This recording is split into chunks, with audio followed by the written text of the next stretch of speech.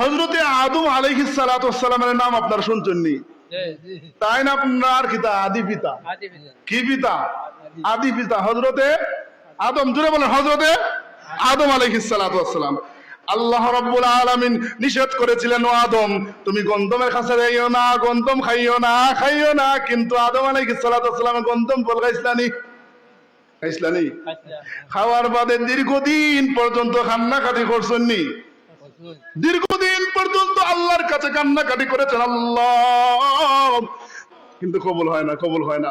হঠাৎ একদিন আল্লাহর কাছে দোয়া করতেছেন, আল্লাহ রব্বানা যালামনা আনফুসানা ওয়া ইল্লাম তাগফির লানা ওয়া তারহামনা লানাকুনান্না মিনাল খাসিরিন। ও পরওয়ারদিগারে আলম, নফসের উপর জুলুম করেছি, মাবুদ গো মাফ করে দাও। ওই দোয়া করার পরে মাফ যিনি করেছিলেন তিনি কে? আরো জোরে বলেন তিনি কে? এই জন্য এমন ভাবে দোয়া করতে হবে যে এই দোয়া আল্লাহ কবুল করেন। এই যে আদম আলাইহিস সালাতু ওয়াস সালাম আল্লাহর কাছে দোয়া করেছেন, আল্লাহ পরওয়ারদিগারে আলম দোয়া কবুল করেছেন। এজন্য আমরা এরকম ভাবে দোয়া করার দরকার আছে না নাই? আমরা গুনাহ করিনি, আমাদের দ্বারা গুনাহ হয়নি।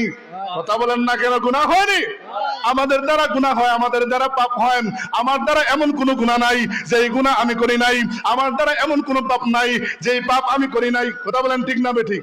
আমি যদি হাতের দিকে তাকাই তো হাত না পাক, আমি যদি পায়ের দিকে তাকাই তো পা না পাক, আমি যদি জিহ্বার দিকে তাকাই তো আমার জিহ্বা না পাক, আমি যদি আমার চক্ষুর দিকে খেয়াল করি আমার দুই চক্ষু না পাক। কথা বলেন ঠিক না বেঠিক? এই জন্য আল্লাহর কাছে দোয়া করব, আল্লাহ ও পরওয়ারদিগারে আলম তোমার কাছে মাফ চাই, মাবুদ গো বুঝি নাই শয়তানের দুঃখে পড়েছি, নফসে আম্মারার দুঃখে পড়েছি, তোমার কাছে মাফ চাই পরওয়ারদিগারে আলম।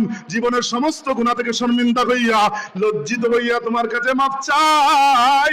তুমি মেহেরবানি করে মাফ করে দাও। যিনি মাফ করে দিবেন তিনি কে? জোরে বলেন তিনি কে?